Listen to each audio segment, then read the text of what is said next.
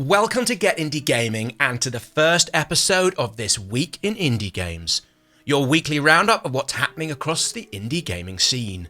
From major new releases, surprise announcements to hidden gems, review roundups, and all the stories shaking up the industry. If you're into games that are clever, quirky, and quietly brilliant, you're in the right place.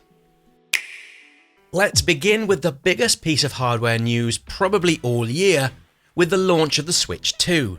Did any of you pick one up a few days ago? If so, let me know your thoughts and experiences so far down in the comments.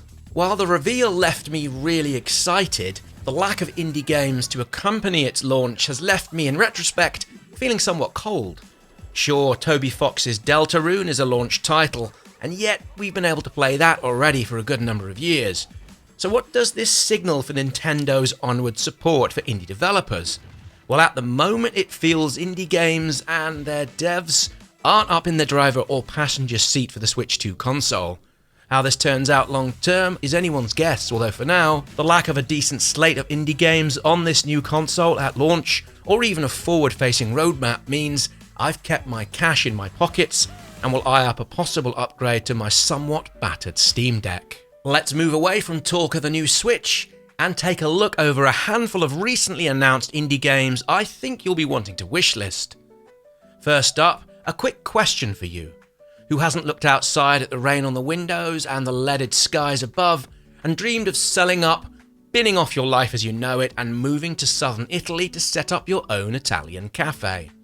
Either way, Vacation Simulator gives off those southern Italian vibes with its warm glowing art style and cerulean coloured skies. I mean, just look at this trailer. You can practically feel the reflected warmth from the sun's glow off the street and buildings, and I can easily imagine sitting at one of those tables, wondering which gelato will sit alongside my mid-morning espresso. As you might expect in this simulation game, you'll manage the running of the cafe, where you'll also be needing to learn and master Italian recipes in the hope of making your cafe the next big thing for locals and tourists alike. The game is coming from developer Alice Games, and while there's no confirmed release date, it's expected out at some point later this year.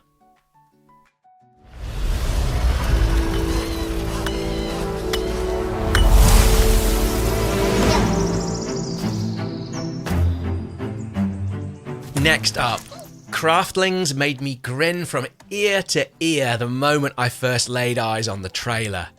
Essentially, well, this appears to be Lemmings from all the way back when, but with added crafting and building. Now, the developers are calling this a throwback to those problem-solving and strategy games from the 90s, with it showing off modern-day pixel art that plays homage to the classics.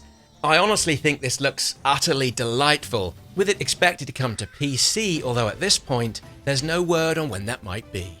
Incidentally, if you fancy having a play and a look at this in more detail, you can, as there's a demo on the game's Steam homepage. You can find a link to this and everything else featured in this video down in the description. Something else that caught my eye, Anvil Empires will offer players a massive multiplayer experience, where thousands of players are able to partake and shape a persistent medieval world through war, conquest, and empire building. All this comes from the same team who built Foxhole, another massively multiplayer game set in World War II that came out in 2022.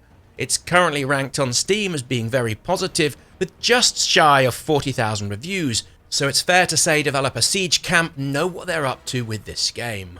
While there's no release date at present as this video airs, you are able to partake in what the developers are calling a massive battle stress test.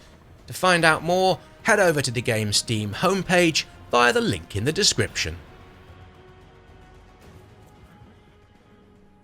Let's end this section of the video with Cairn from the deliciously named The Game Baker Studio. Now, this one has been on my radar for a while, and it made an appearance during Wednesday's Sony State of Play showcase. It's slated to come out on PC and the PlayStation 5 on Bonfire Night November the 5th, and if you fancy a taster of what to expect come its release, you can download a demo on both platforms. The developer spent 3 years researching and iterating on the game's climbing mechanics in what they say will offer deep simulation gameplay while keeping player inputs nice and simple.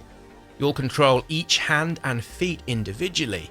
Incidentally, the developers reckon 90% of the inputs a player will make are with the left stick and the square button, with them going on to compare the process akin to that of the Gran Turismo series where, and I quote, "You can practice for hours to improve your lap time by 3 seconds, end quote."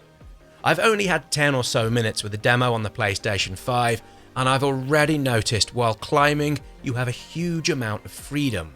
There are no set paths, so to speak, and I imagine experimentation will be a key part of the process.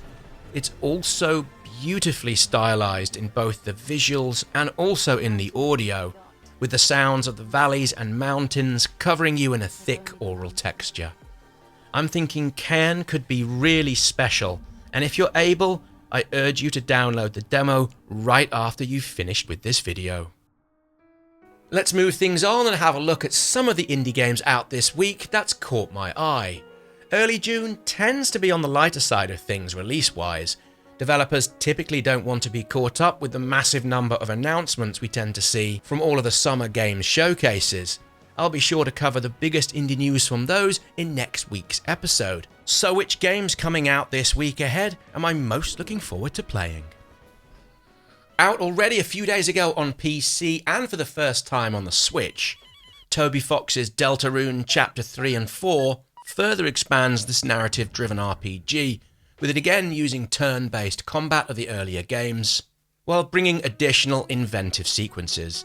I think I'm close to the end of the third chapter, and I found the pacing overall a little bit of a struggle. The game seems to be taking longer to get where it wants to be, and I've also found the same to hold with the overall story. Combat also feels to be of secondary importance within the third chapter, which to be honest I found a little disappointing. Still, there's no denying the creativity and imagination that's on display here, and I'm hoping to reach the end of this in slightly higher spirits. Keen to hear your thoughts on this, so please let me know down in the comments.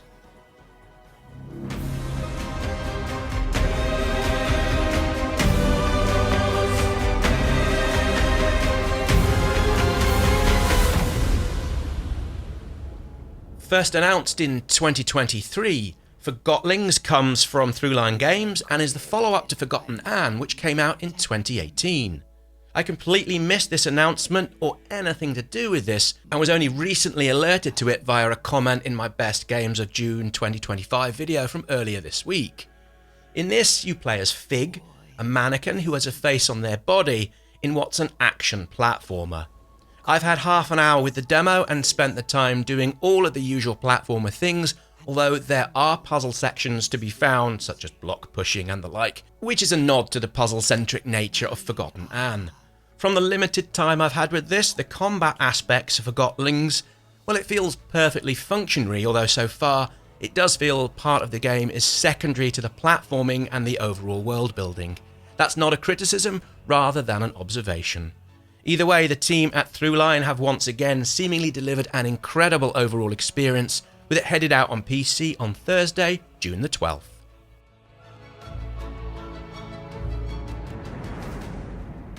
Up next, from the team at Arc House Telegraph, Bioysque's developer says it was a game they never intended to make, although having seen it in a dream, they decided to give it a go.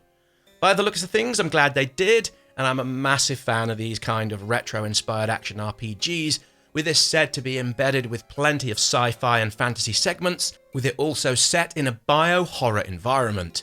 This all looks really rather tasty, and I'll settle down to it when it comes out on PC this coming Friday, the 13th of June.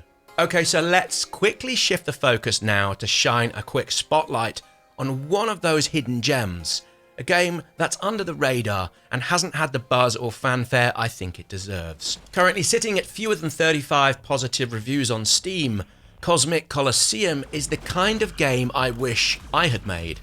It came out towards the middle of May, and as you can probably tell from the visuals, it's a fast and frantic arcade-inspired bullet hell shooter. The level up progression feels well balanced, and there are plenty of upgrades to help you along your journey. It's tough. I found occasionally to be overwhelmed by the hordes of nasties heading my way, but it never really got overbearing, and hey, that's all part of the point, isn't it?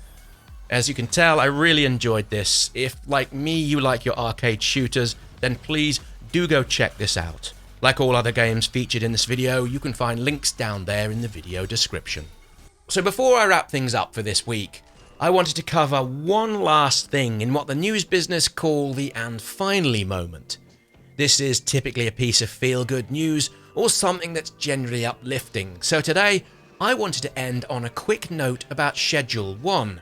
Released in early access towards the end of March, without any noticeable marketing or associated fanfare, it went supremely viral, and at one point over 400,000 concurrent players during its opening weekend, and by the first week of April, this had risen to 459,000. Industry overseers Alina Analytics reports the game has sold 8 million copies to date, generating almost $125 million in revenue. Full of dark humor, this crime simulator clearly shows there remains an audience for things just that little bit different away from the AAA side of the market. Huge respect to everyone at the developers, TVGS, for such an achievement. So there we go, that's a wrap on this first video in my new weekly series looking at some of the goings on within the indie gaming scene. There's every chance I'll tweak the format of this here and there over the weeks ahead. I'm thinking a little review roundup section would be a good addition, as might a look over some of the indie games I've been tracking on the Kickstarter funding website. Do let me know what you think of this format and this series, but don't worry, the list-based articles are not going away. And with that, all the best, thanks for watching, and I'll see you all again here soon for another indie game video.